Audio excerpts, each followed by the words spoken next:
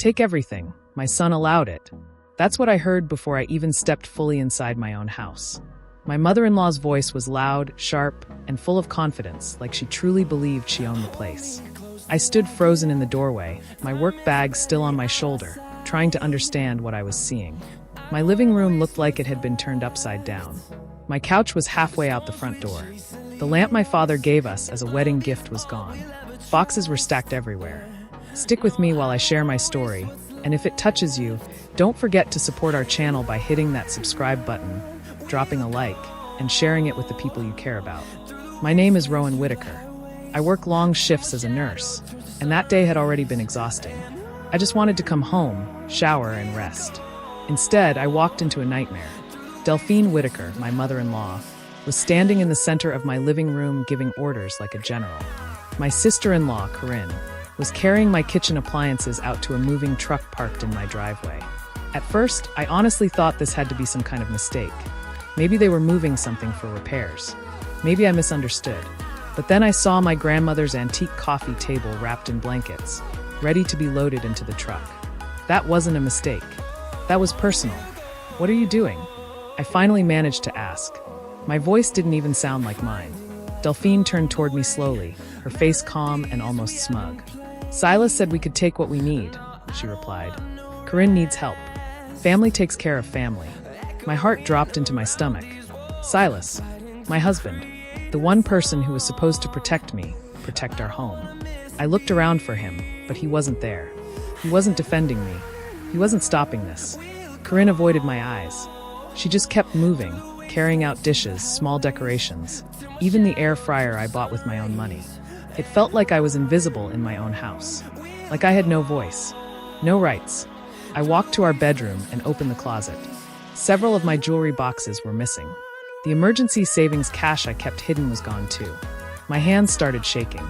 This wasn't just about furniture anymore. This was my security, my memories, my hard work. When Silas finally came home later that evening, the truck was already gone. Half the house felt empty. I asked him if he gave permission. He didn't even look ashamed. He just said, they needed it more than we do. In that moment, something inside me cracked. It wasn't just about the things. It was the betrayal. The fact that he made a decision about our home without even talking to me. The fact that his mother felt bold enough to walk in and strip my life piece by piece. I stood there in the quiet, staring at the empty space where my couch used to be, and realized something painful. This wasn't just theft. It was a message, and I was finally ready to understand what it meant. That night, I couldn't sleep. Every time I closed my eyes, I saw my mother-in-law's satisfied expression and Silas standing there like nothing was wrong.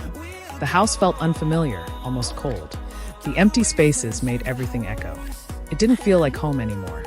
It felt like a place where I didn't matter. The next morning, I woke up before Silas. I sat at the kitchen table, staring at the bare counter where my appliances used to sit. I kept replaying his words in my head. They needed it more than we do. Not we decided. Not let's talk about it.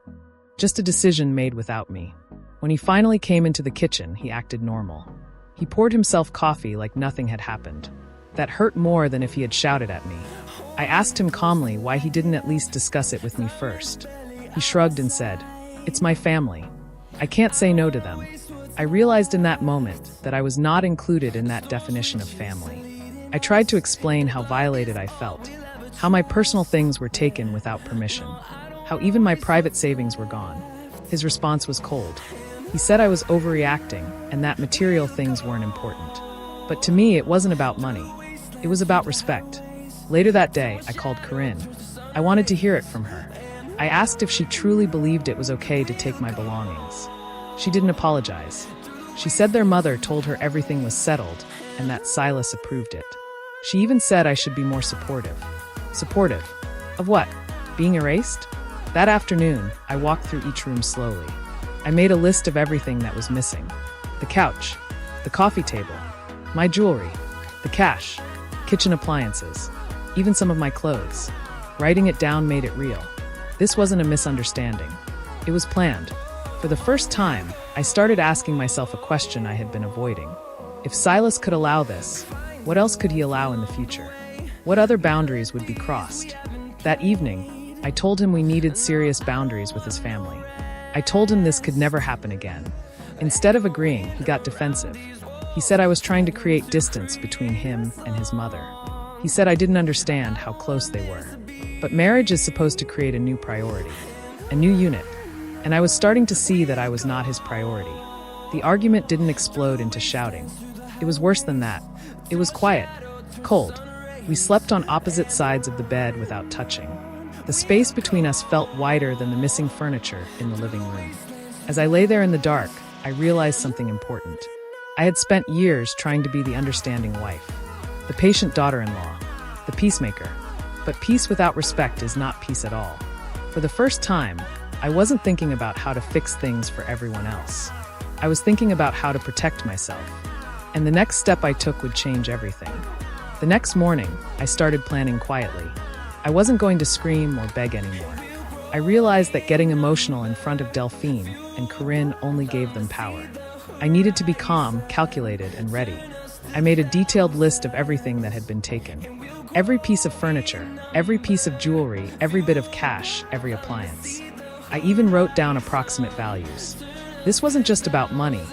It was about holding them accountable. I contacted a lawyer discreetly, explaining the situation. I wanted to know my rights, what I could do legally to reclaim my belongings, and how I could protect myself from future manipulation. It was the first time in months I felt a little hope. For once, I had a plan and a sense of control. Meanwhile, Silas acted as if nothing had happened. He continued his routine like I was being unreasonable.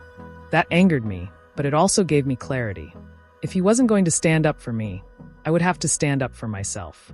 The betrayal was deeper than just stolen items. It was the realization that my own husband didn't see me as an equal partner. I also started observing Delphine and Corinne more carefully. They were confident because they thought I was weak. But I noticed cracks in their arrogance. Corinne was anxious when asked about where items went, and Delphine often repeated herself, as if justifying her actions to anyone who would listen. I realized they had underestimated me completely. With my lawyer's advice, I began gathering evidence. Receipts, bank statements, photographs of the furniture and appliances, and even messages from friends who had witnessed Corinne bragging about her haul. I wanted proof, not rumors. I wanted undeniable evidence that I could use if things got serious. As I worked, I also prepared emotionally. I told myself that revenge wasn't about cruelty. It was about reclaiming my life. It was about showing that betrayal, even by your own family and spouse, doesn't define your worth. I could no longer let anyone treat me like I didn't matter. By the end of the week, I felt a shift in myself. The fear and shock had faded. I was focused, calm, and determined. I wasn't thinking about retaliation just yet. I was thinking about justice, about taking back what was mine, and about reclaiming my home, my dignity, and my life. That night, as I walked through the empty rooms, I smiled quietly to myself. They thought they had stripped everything from me, but they didn't realize that the most important thing, my courage and determination, couldn't be taken. The next day, I decided it was time to confront them, but on my terms. I invited Delphine and Corinne over under the guise of a casual lunch, keeping my tone calm and friendly. I wanted them to feel safe, to let their guard down, because I knew that confidence made people careless. Silas, as usual, stayed in the background, avoiding eye contact, pretending not to notice the tension building in the room. During lunch, Delphine immediately started bragging about how she and Corinne had helped themselves to my furniture and belongings. She laughed, thinking it was a joke, thinking I would take it quietly. Corinne chimed in with a smirk, mentioning the expensive items she had redecorated in her apartment. The casual way they spoke about theft made my blood boil, but I stayed calm. Anger was my weapon, but only if I wielded it carefully. I waited for the right moment, and then I began presenting the evidence I had meticulously gathered over the past week. Receipts, photographs, and bank statements, all laid out on the table. I watched as their smiles faded. Corinne's smirk disappeared first. Her hands started fidgeting. Delphine's confident posture wavered slightly, her voice faltering when she tried to explain away their actions. Silas finally looked at me, stunned. He didn't say a word. He realized, just as I did, that this was the first time I wasn't going to accept excuses or empty apologies. My calm, methodical presentation of facts left no room for argument. The power dynamic had shifted in that room. I didn't yell. I didn't insult. I simply stated clearly what they had done, why it was wrong, and the consequences that could follow if they didn't return my belongings. The silence in the room was heavier than any shouting could have been. Corinne tried to defend herself, claiming she thought it was okay. But even she couldn't deny the evidence in front of her. Delphine tried to maintain her authority, but the confident, commanding tone that once intimidated me now felt hollow. Their arrogance had finally met its match. By the end of the lunch, they understood, if only subconsciously, that their actions had consequences. The fear and uncertainty in their eyes were satisfying. But more than that, it was a moment of clarity for me. I realized that standing up for myself didn't just protect my home. It reclaimed my dignity, my voice, and my self-respect. For the first time since that nightmare began, I felt a small, quiet sense of victory. It wasn't complete yet, but the shift had begun. They had been bold, assuming I would cower, but I had proven I was no longer someone to be dismissed or ignored. After that lunch, I knew the battle wasn't over, but I also realized I had the upper hand now. I decided to take things further, but quietly and smartly. I started documenting everything in detail. Every item missing, every dollar lost, and even the way Silas had enabled them. I kept everything organized in a notebook and on my phone. This wasn't just about revenge anymore. It was about protecting myself and ensuring that no one could question my side of the story. I also began rebuilding my financial independence. I opened a separate bank account in my name alone and started saving every extra penny from my nursing shifts. I realized that relying on Silas or anyone else had made me vulnerable, and I refused to let that happen again. Every deposit felt like reclaiming a little piece of my life that had been stolen. Next, I decided to talk to Corinne directly. I wasn't going to scream or cry. I wanted her to understand that her actions had consequences, and that I wouldn't allow her to think she could get away with theft and manipulation. She initially tried to brush it off, laughing as if I was overreacting, but when I calmly explained that legal action was a possibility, her expression changed. Fear replaced arrogance. Delphine, on the other hand, continued to act like she was untouchable. But now I could see cracks in her armor. I noticed the way she hesitated when discussing the house with neighbors and family friends. She started defending her actions less confidently, and I realized that my calm, methodical approach was already affecting her reputation quietly. Silas, of course, continued to avoid taking responsibility, but I no longer needed his validation or support. Every action I took reminded me that I didn't need someone who chose his mother over his wife. It hurt deeply, but it also strengthened my resolve. By the end of the week, I felt something I hadn't felt in months: control. I wasn't just reacting to what they had done. I was setting the stage for them to face consequences. I wasn't going to humiliate them publicly or yell at them, but I was prepared to let the law and their own guilt speak. That evening, as I walked through the now slightly emptier home, I felt a strange mix of sadness and determination.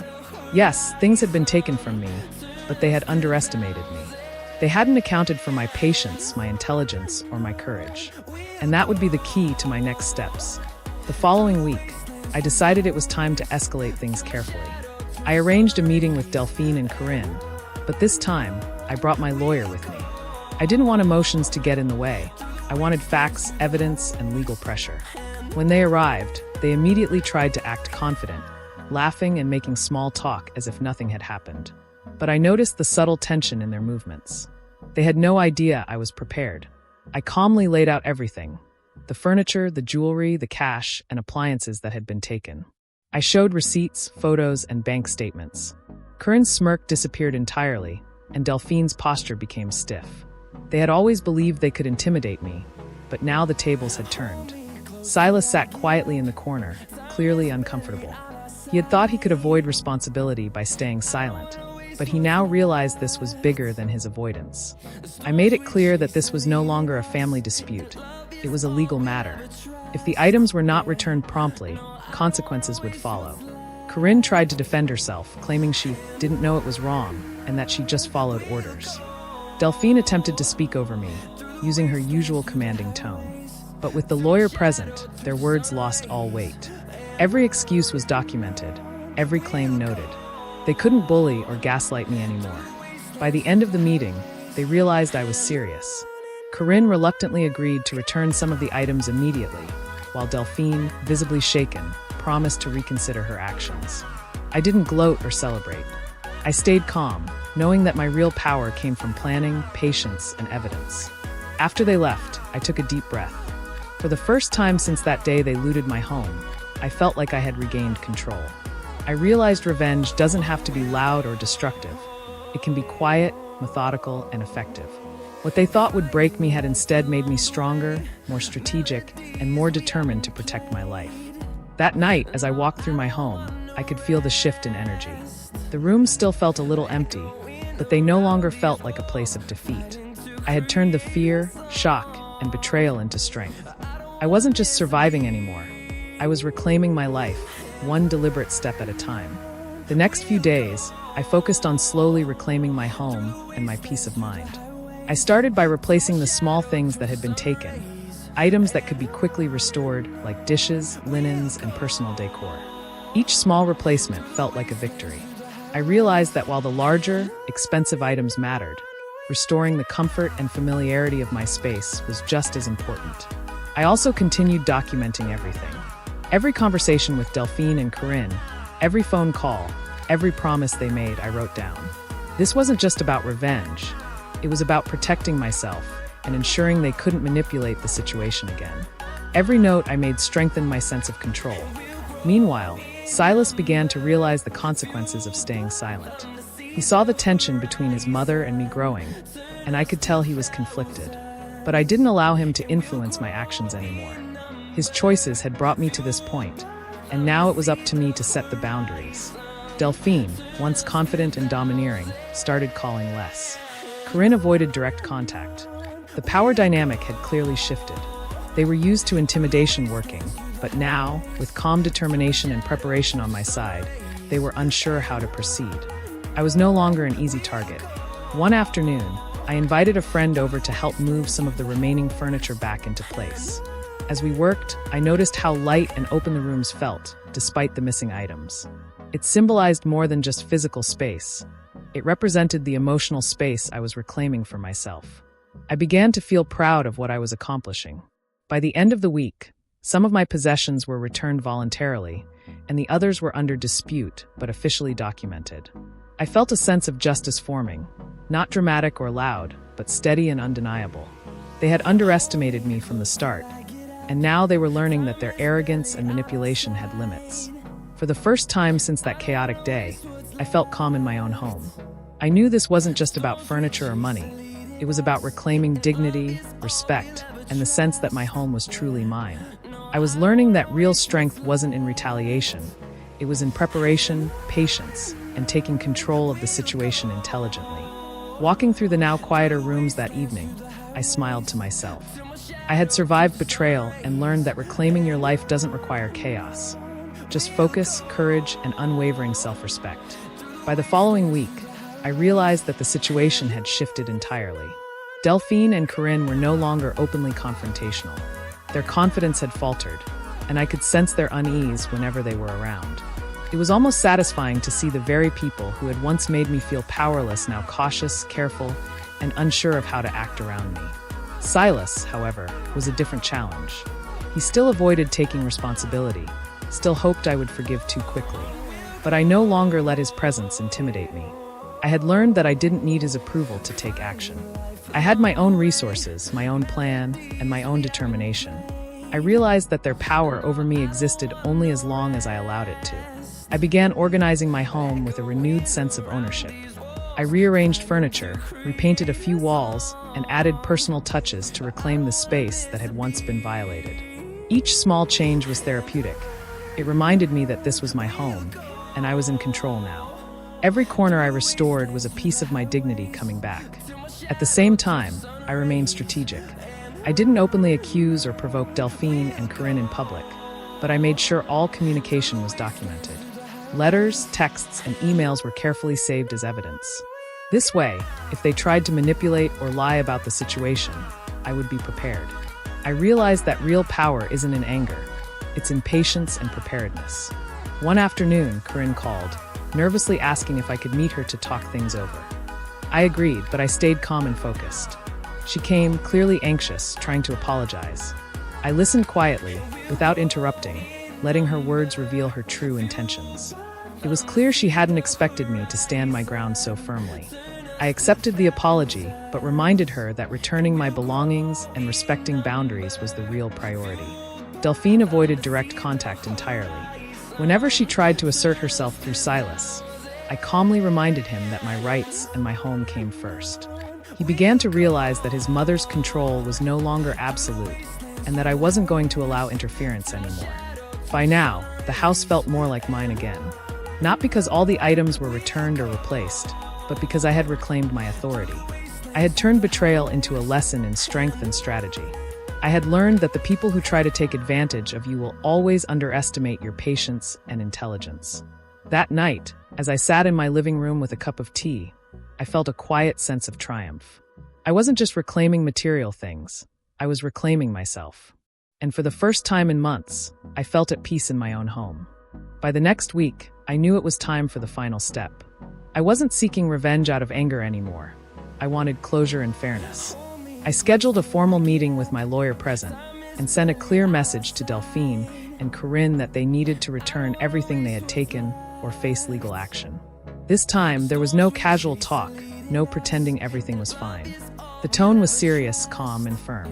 When they arrived, I stayed composed. Delphine tried to assert control as usual, speaking over me and attempting to intimidate, but her words fell flat. Corinne fidgeted nervously, clearly realizing that this wasn't going to be easy. I presented the evidence I had collected, the receipts, photos, bank statements, and detailed lists of missing items. Everything was documented, organized, and undeniable. Silas stood quietly in the corner, finally witnessing the reality of the situation. For the first time, I saw a hint of regret in his eyes. He had underestimated me, and now he was realizing that his silence had consequences. I didn't need his help anymore. I had taken control. Corinne's voice trembled as she admitted to taking items without permission.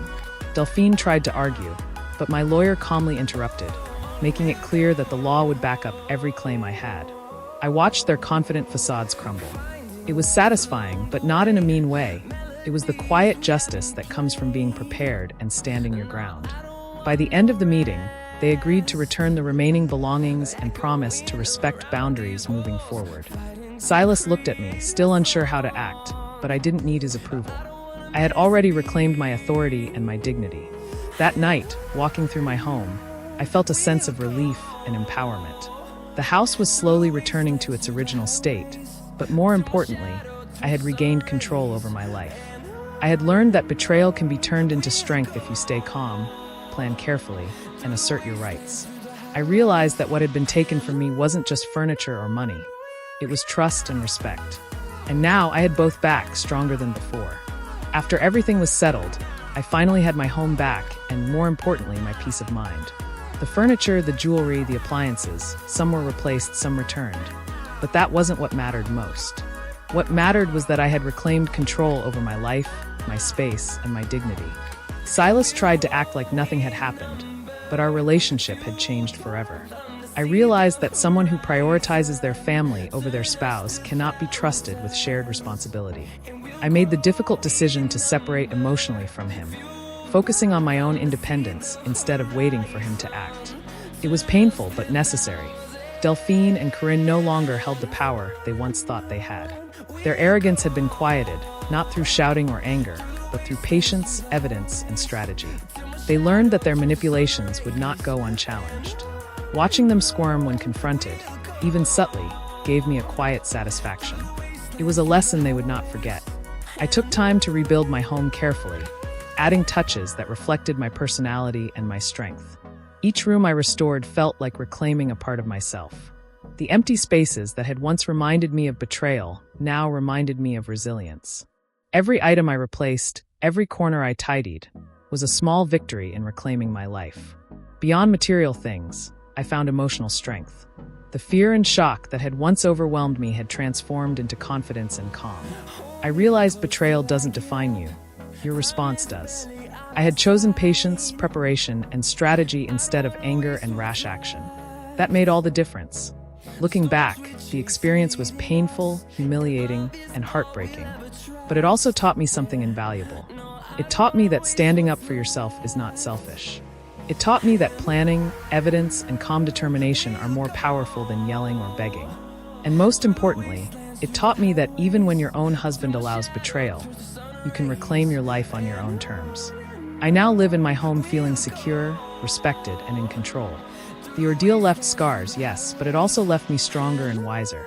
I learned that strength isn't about fighting back loudly. It's about reclaiming what is yours with dignity, intelligence, and patience.